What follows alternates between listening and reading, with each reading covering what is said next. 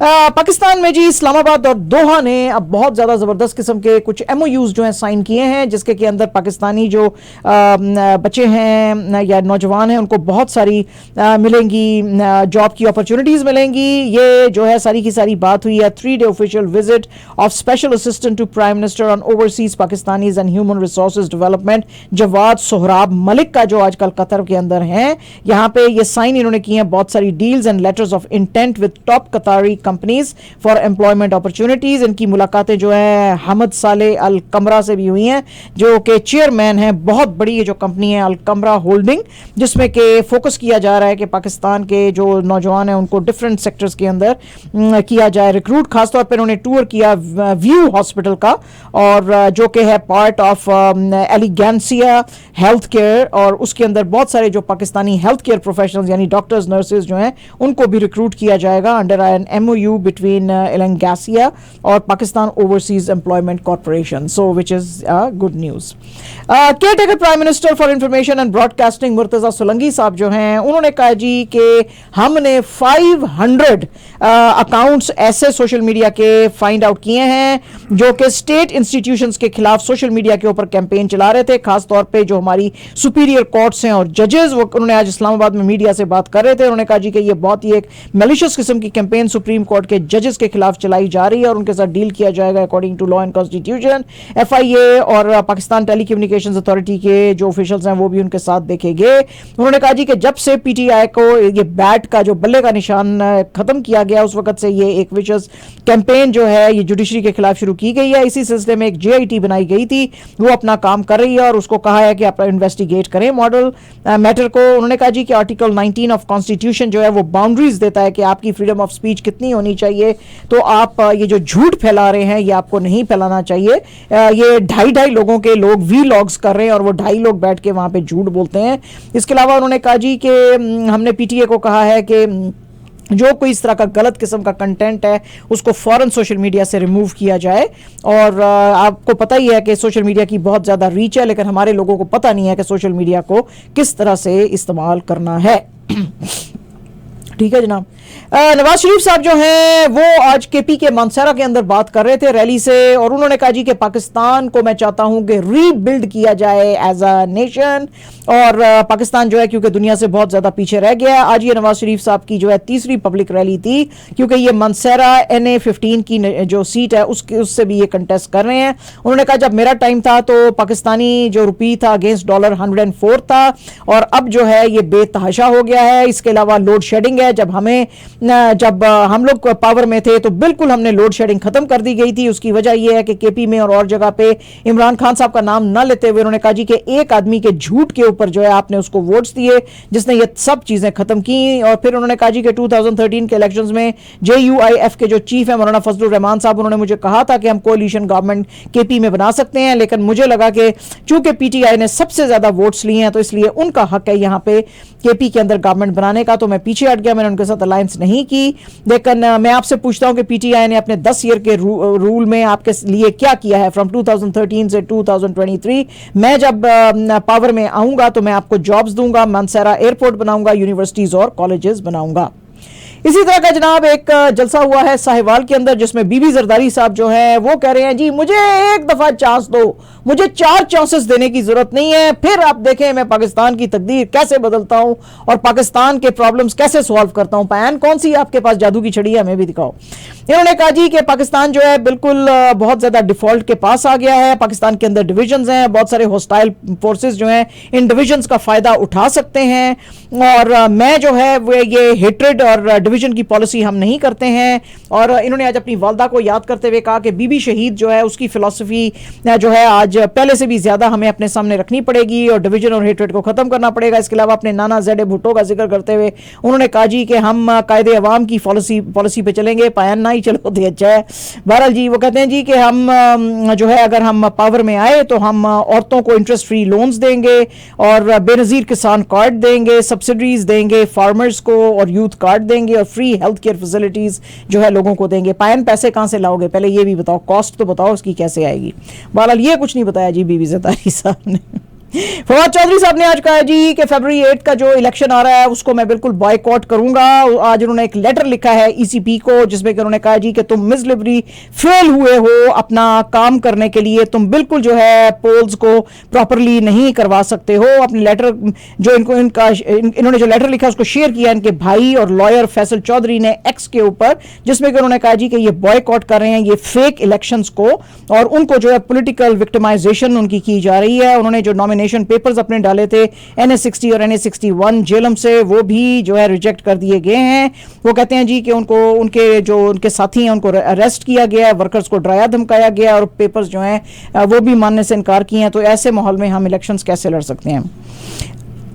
Election commission of Pakistan जो है जी उसने अब एक्शन लिया है ग्रैंड डेमोक्रेटिक अलायंस के कैंडिडेट इरफानुल्लाह खान मरवत साहब के अगेंस्ट, और उन्होंने जो है हुक्म दिया है ईसीपी ने सिंध के आईजीपी को कि इनके खिलाफ एक्शन लिया जाए क्योंकि ये इलेक्शनियरिंग कर रहे थे कराची के ईस्ट डिस्ट्रिक्ट के अंदर और वहां पे इन्होंने एरियल फायरिंग की थी in violation of ECP code of conduct. IGP जो हैं उनको भी ऑर्डर दिए गए हैं कि फौरन एक कमीशन बिठाया जाए जिसमें कि जो इलीगल काम किए हैं मरवत साहब ने उसके ऊपर देखते हुए उसकी सारी डिटेल्स दी जाएं। ये जो है मरवत साहब कैंडिडेट हैं provincial seat PS105 Karachi east 11 से और कराची ईस्ट 9 से।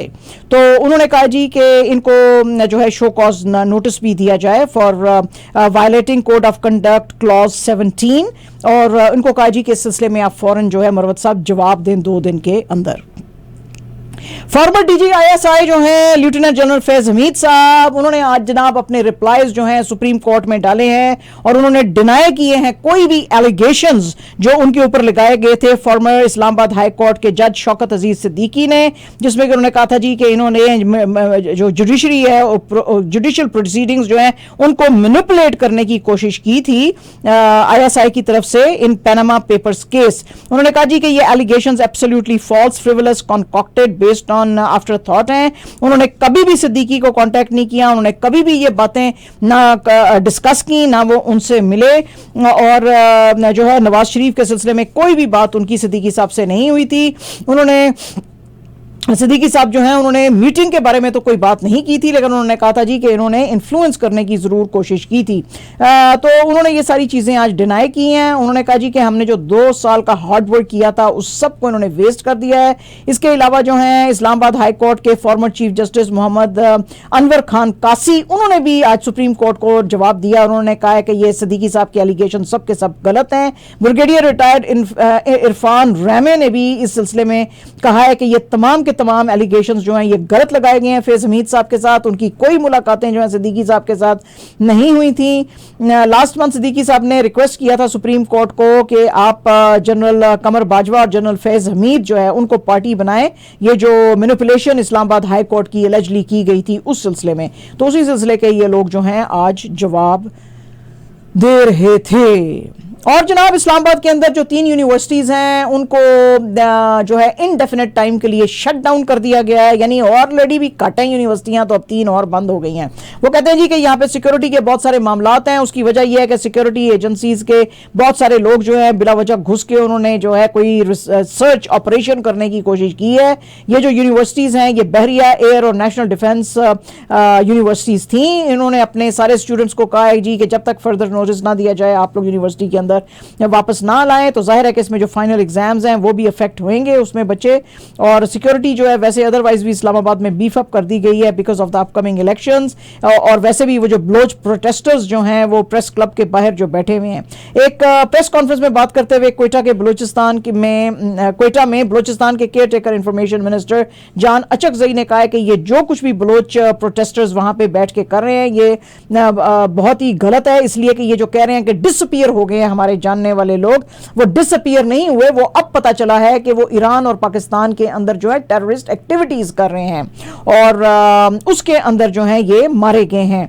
तो ये सिर्फ लॉ एंड ऑर्डर की सिचुएशन पैदा करने की कोशिश कर रहे हैं और ये बहुत ही ज्यादा खतरनाक बात है। ये अब पता नहीं है कि सिट इन के अंदर कौन कौन लोग बैठे हुए हैं, इनमें से कितने टेररिस्ट हैं और कोई किसी भी वक्त जो है कोई टेरर इंसिडेंट जो है वो इस्लामाबाद के अंदर हो सकता है। तो कहते हैं जी ये मास्क वाले खासतौर पर जो बैठे हुए हैं ये बैंड आउटफिट के भी लोग हो सकते हैं। तो इसलिए इस्लामाबाद के अंदर जी सिक्योरिटी बहुत ज़्यादा बढ़ा दी गई है। हिंदुस्तान के अंदर जनाब आज आपको पता ही है कि जनवरी 22 है और अयोध्या में जो राम मंदिर है उसको आज किया गया है इनॉग्रेट।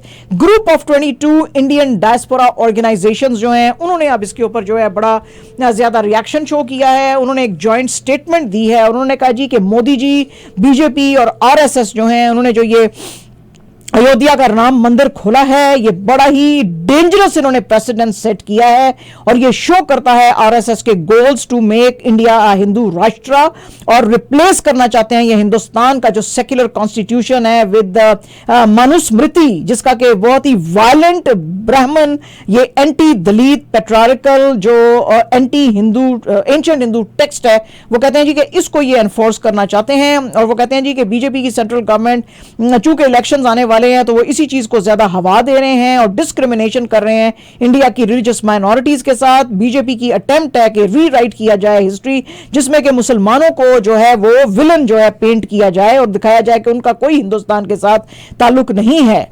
और ये कॉन्स्टेंटली जो है ये अब राम मंदिर को देखते हुए मुसलमानों की जो दूसरी रिलीजियस साइट्स हैं उनको भी खत्म किया जाएगा। सुप्रीम कोर्ट ने 2019 में ये वर्डिक्ट दिया था और कहा था कि ये लैंड जिसके ऊपर बाबरी मस्जिद बनी हुई थी उसको जो है दिया जाए हिंदुओं को ताकि यहां पे जो है एक टेंपल बनाया जा सके। और 1992 के अंदर जो है उन्होंने जो ये फैसला दिया था, इस ग्रुप का कहना है उसमें अब वो कहते हैं जी और भी मुश्किलें आएंगी क्योंकि जितनी भी मुसलमानों की जो प्लेसेस ऑफ वर्शिप हैं यानी कि मस्जिदें जो हैं वाराणसी और मथुरा में हैं, जैसे कि ज्ञान वापी मस्जिद और शाही ईदगाह मस्जिद, उसके ऊपर भी अब जो हैं ये प्रॉब्लम्स आएंगे। उन्होंने कहा जी कि राम मंदिर की ओपनिंग ये शो करती है कि बीजेपी ने कंप्लीट डिसरिगार्ड शो किया है हिंदुस्तान की रिलीजियस माइनॉरिटीज के लिए और अब पब्लिक स्पेस में उनकी जो जगह है वो कम होती चली जा रही है। मोदी जी का ये अटेंड करना सेरेमनी का ये शो करता है कि ये जो अपनी हमारी प्रिंसिपल हमारा स्टांस था हिंदुस्तान का कि जिसके के अंदर हमारी फाउंडेशन जो थी सेक्युलर इंडिया पे खड़ी थी उसको इन्होंने खत्म करने की कोशिश की है। इसके अलावा जो है कुछ जगहों के ऊपर जय जय श्री राम के नारे सुनेंगे, खास तौर पे जो झाबुआ का जो डिस्ट्रिक्ट है वहां पे 4 चर्च जो हैं उनके ऊपर कुछ लोग जो हैं चढ़ के उन्होंने वहां पे जो उनके क्रॉस थे उनके ऊपर अपना सैफरॉन फ्लैग लगाया और लॉर्ड हनुमान की तस्वीरें लगाई। और ये जो है बड़ा अगेन खतरनाक दिन था इसलिए कि ये कोइंसाइड करता है 25th anniversary of murder of Australian Christian missionary Graham stannous और इसमें और उनके जो 2 माइनर बच्चे थे उनको मार दिया गया था बजरंग दल के एलिजिडली कुछ लोगों ने। और वो कहते हैं जी कि इसी तरह के और वाकयात जिसमें कि चर्चेस जो हैं उनके ऊपर जो हैं झंडे लगाए गए हैं अपने सैफरॉन मध्य प्रदेश के अंदर वो बहुत ज्यादा सामने नजर आए। अलबत्ता जो आज बहुत ही हैरत की बात थी जब मोदी जी वहां पे पहुंचे अयोध्या के राम मंदिर की सेरेमनी के लिए और भी कुछ बेशुमार बॉलीवुड के स्टार्स भी थे और भी बहुत सारे लोग थे, तो जो बीजेपी के veteran leader farmer deputy prime minister LK. Advani साहब यहां पे नहीं नजर आए। हालांकि ये सारी शैतानी जो फैलाई हुई है ये एल.के. अडवाणी साहब की फैलाई गई थी।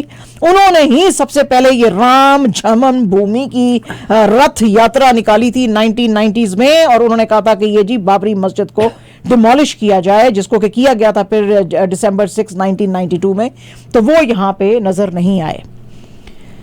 और आज एक और अफसोस का वाकया ये हुआ कि राहुल गांधी साहब जो हैं उनको जो है यहाँ पे बता धरवा थाने के अंदर जाने से इनकार कर दिया उनको गया।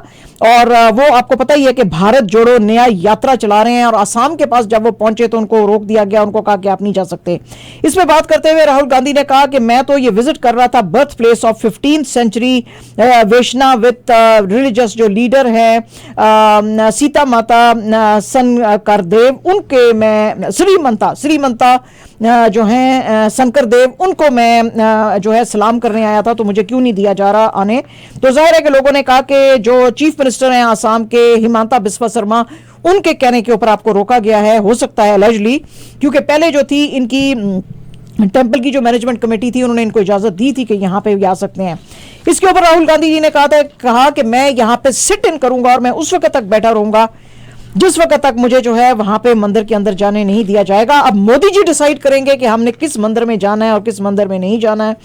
तो गौरव गोगोई जो कि इनके साथ थे राहुल गांधी जी के साथ, कांग्रेस के एमपी हैं आसाम से, असम के कालिया बोर से। तो वो और कुछ लीडर्स को लेके फिर वो उधर टेंपल में गए और उन्होंने कहा जी कि राहुल जी को हम रिप्रेजेंट करते हैं और हम उनका सलाम यहाँ पे पेश करने आए हैं। तो पहन की हो रहा है इंडिया पाकिस्तान देश ये अपोजिशन के साथ क्या हो रहा है।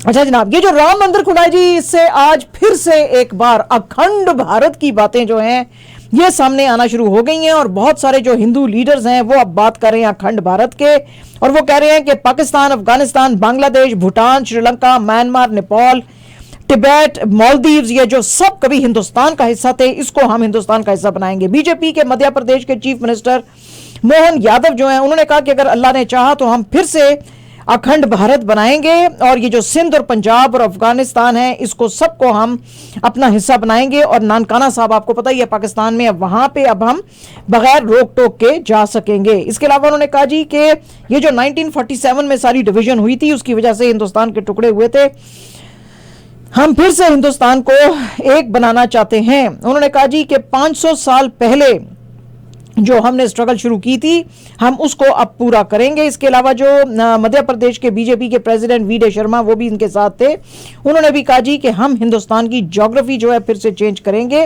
और अपना झंडा जो भगवा झंडा है यानी कि ये जो हमारा सेफ्रॉन फ्लैग है ये कराची और लाहौर में भी जाके हम लहराएंगे अंडर मोदी जी लीडरशिप। पायन को जरा टिप्पणी दो पहले दसो जी क्या है। अच्छा जी चलो माजिद भाई इस पे खामोश हैं, कोई बात नहीं। चलें, आज सैफ अली खान साहब जो कि 53 इयर्स ओल्ड हैं वो आज उनकी एक सर्जरी हुई बाजू की, एल्बो की, तो उन्होंने कहा जी कि this is part of our जो काम है वो, क्योंकि यहाँ पे वेयर एंड टीयर होती रहती है, इसके लिए ये कोकिला बेन हॉस्पिटल में गए थे और उनकी अब सर्जरी हो गई है। तो उन्होंने शुक्रिया अदा किया अपने वेल विशर्स का और वो कह रहे हैं जी कि ये शूटिंग जो हुई थी एक बहुत पहले विशाल भारद्वाज की जो फिल्म थी रंगून 2017 में, उसमें ये मुझे इंजरी आई थी और अब ये बहुत ज़्यादा तकलीफ दे रही थी, तो इसलिए अब इसका सर्जरी कराना जो था वो बहुत ही ज़रूरी हो गया था। सैफ जो हैं अब जो नेक्स्ट नजर आएंगे वो दीवारा मूवी में नजर आएंगे जहां पे कि इनके साथ साउथ के बहुत बड़े स्टार JR जूनियर NTR और जानवी कपूर जो हैं वो भी नजर आएंगे। अजय देवगन की जो फिल्म है जी मैदान, जो कि एक बहुत ही इनके लेजेंडरी फुटबॉल जो कोच थे सैयद अब्दुल रहीम, उनके ऊपर जो बनाई जा रही है, जो कि मैनेजर थे इंडियन फुटबॉल टीम के 1950 से अंटिल ही डाइड इन 1963, वो अब क्लैश कर सकती है अजय देवगन की जो फिल्म है बड़े मियाँ छोटे मियाँ, जिसमें कि ये और टाइगर श्रॉफ जो है वो नजर आ सकते हैं। आज इन्होंने कहा जी कि ये फिल्म भी रिलीज की जाएगी अप्रैल 2024 में। तो अब ये दो बड़ी फिल्में जो हैं इनका क्लैश होने वाला है। ये फिल्म जो है इसको लॉकडाउन की वजह से 2020 में बंद कर दिया गया था और अब फिर से इसको चालू किया गया है। अलबत्ता जो दूसरी फिल्म है बड़े मियाँ छोटे मियाँ वो अली अब्बास की फिल्म है और उसमें जो है अक्षय और टाइगर के साथ सोनाक्षी सिन्हा भी नजर आएंगी। तो इसका टीजर जो है अब सामने रिलीज किया जाएगा जनवरी 24 को, यानी कि परसों। तो अब लोग फिर से कह रहे हैं कि भाई व्हाट इज दिस, ये दो बड़ी फिल्में फिर क्लैश करेंगी, डेटें चेंज करो, हो सकता है कि फिर डेट चेंज हो।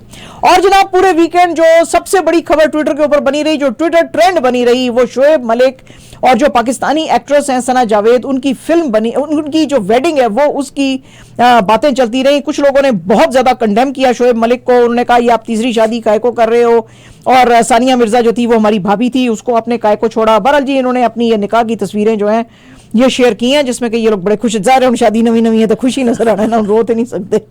तो सानिया मिर्जा और शोएब मलिक की शादी जो थी वो 2010 में हुई थी, जिसमें से कि इनका एक बेटा इजहान भी है, वो पैदा हुआ था 2018 में, और फिर उसके बाद साथ ही इनकी जो है कुछ अरसे के बाद सेपरेशन की खबरें आने लगी थी। लेकिन आज जो है सानिया मिर्जा की फैमिली ने सानिया मिर्जा की शोएब के साथ सेपरेशन की तस्दीक किया। उन्होंने अपने तमाम वेल विशर्स को कहा है कि भाई आप ज़रा ज़्यादा स्पेकुलेशन ना करें और सानिया की प्राइवेसी का थोड़ा ख्याल करें। और डिटेल्स के मुताबिक शोएब की फैमिली भी जो है वो भी इस शादी से खुश नहीं है और वो इतने गुस्से में थे कि उन्होंने अलेजली शायद या रिपोर्टेडली उन्होंने इसकी वेडिंग भी ये जो है तीसरी वाली ये अटेंड नहीं की है। यस, शोएब की फैमिली ने अटेंड नहीं की इसकी ये वाली शादी की जो इवेंट है वो। ये जो केयर टेकर प्राइम मिनिस्टर हैं अनवारुल हक काकड़ साहब, ये अगर अप्रूवल दे देते हैं तो जो हमने आपको फ्राइडे को खबर बताई थी कि ज़का अशरफ साहब एक्सक्यूज मी, जिन्होंने कहा था कि अब वो PCB मैनेजमेंट कमेटी के चेयरमैन नहीं रहेंगे, उनको रिप्लेस करके मोहसिन नकवी साहब जो कि पंजाब के चीफ मिनिस्टर हैं, उनको अब बनाया जा सकता है पीसीबी, यानी कि पीसीबी को भी बेड़ा गर्क करने के ये अब ऊपर तुल गए हुए हैं। मिर्ज़ा अशरफ साहब 72 ईयर्स इनकी एज है। इन्होंने फ्राइडे को रिजाइन करते हुए जब कहा था कि मैं पीसीबी के अंदर बेहतरी लाना चाहता हूं, लेकिन चूंकि एटमॉस्फेयर ठीक नहीं है तो इसलिए मैं जा रहा हूं। आपको पता ही है कि he became part of PCBs board of governors on July 6 जब इन्होंने रिप्लेस किया था नजम सेठी को। तो अब जी इन्होंने भी छोड़ दिया, तो अब कहा जा रहा है जी कि मोहसिन नकवी साहब जो हैं वो आ सकते हैं इनकी जगह पे। मतलब है मोहसिन नकवी साहब को पूछो तो बल्ले दे पीछे पासे दा भी पता है कि किस तरह का होता है बल्ला पैन। किसी क्रिकेटर को लाओ यार, मर गए हैं सारे क्रिकेटर तुम्हारे मुल्क में। I mean what is going on, what is this? I am not happy. वो खुश नहीं हुआ। और जनाब पाकिस्तान को मिली कंसोलेशन प्राइज है जी, न्यूजीलैंड के साथ जो T20 सीरीज हो रही थी 5 मैचों की, उसमें एटलीस्ट इन्होंने आखिरी मैच जीती और जो कंप्लीट व्हाइट वॉश जो कंप्लीट इनका व्हाइट वॉश होने वाला था वो नहीं हुआ। इन्होंने न्यूजीलैंड को 92 रन पे आउट कर लिया और इन्होंने पहले बैटिंग करते हुए 134 फॉर 8 का टारगेट इनको दिया था। इफ्तिखार अहमद जो है उसने 3 विकेट्स ली फॉर 24 और न्यूजीलैंड जो है वो अपना 8th लोएस्ट T20 टोटल के ऊपर था। फिन एलन ने 22, ग्लेन फिलिप्स ने 26 बनाए और यही दो थे जो 20 रन से ऊपर रन बना सके। पाकिस्तान ने 39 के ऊपर इनकी 8 विकेटें आउट कर दी थी। मोहम्मद नवाज ने 2 विकेटें ली फॉर 18, शाहीन शाह अफरीदी ने 2 फॉर 20 और न्यूजीलैंड जो था वो मिस कर रहा था आज केन विलियमसन को, डेवन कॉनवे और डैरल मिशेल को। और पाकिस्तान जो है बहरहाल आखिरी मैच जीत के 4-1 से ये जीत गए हैं। ठीक है जी, 4-1 से जीत गए हैं। और जनाब जो ओलंपिक्स पेरिस ओलंपिक्स 2024 के क्वालिफायर्स हो रहे हैं उसके अंदर पाकिस्तान ने लूज किया 4-0 से अगेंस्ट जर्मनी इन सेमीफाइनल्स इन मस्कत, लेकिन अभी भी ये क्वालिफाई कर सकते हैं। अगर ये 3rd पोजीशन में आ जाते हैं प्लेऑफ्स के अंदर, ये अब फेस करेंगे या तो यूके या तो न्यूजीलैंड को in their second clash for second semifinal. और ये जो है जो जर्मनी है वो अपने सारे मैचेस चूंकि जीत चुका है तो इसलिए उसने ऑलरेडी जो है वो 2024 पेरिस ओलंपिक्स के लिए क्वालिफाई कर लिया है। एंड जनाब absolutely our last news is very very interesting. आज टोरंटोरियंस जो है उनको बड़ा मजा आया जब वो आज टीटीसी की एक स्पेशल बस में चढ़े तो उनको नजर आया स्टैनली कप जिसको के लेके खड़े हुए थे फॉर्मर मेपल लीव्स के टॉमस केबरली जो थे वो लेके खड़े हुए थे और लोगों ने इसके साथ खड़े होकर तस्वीरें खिंचाई और इनके साथ केबरली के साथ बातें भी की। और ये जो है जाहिर है कि एक स्टंट था जो कि बनाया गया है ताकि प्रमोट किया जा सके NHL ऑल स्टार गेम जो कि टोरंटो में नेक्स्ट मंथ में होएगी। February 3 से ये गेम शुरू होंगी एट स्कोशिया बैंक अरीना में for the first time in 20 years है जी। तो उसके लिए लोगों को अट्रैक्ट करना चाहते हैं और चाहते हैं कि लोग आके ये अटेंड करें। ठीक है, तो हो गया है ऑलरेडी, हो गया ना? हाँ जी, बस ठीक है, तुसी तो ऑलरेडी पहुंच गए होते हो, मैं उधर ही हूं उधर ही हो। ये थोड़ा साया बैठे थे है जी, सही है। तो ये थी हमारी आज की खबरें जनाब।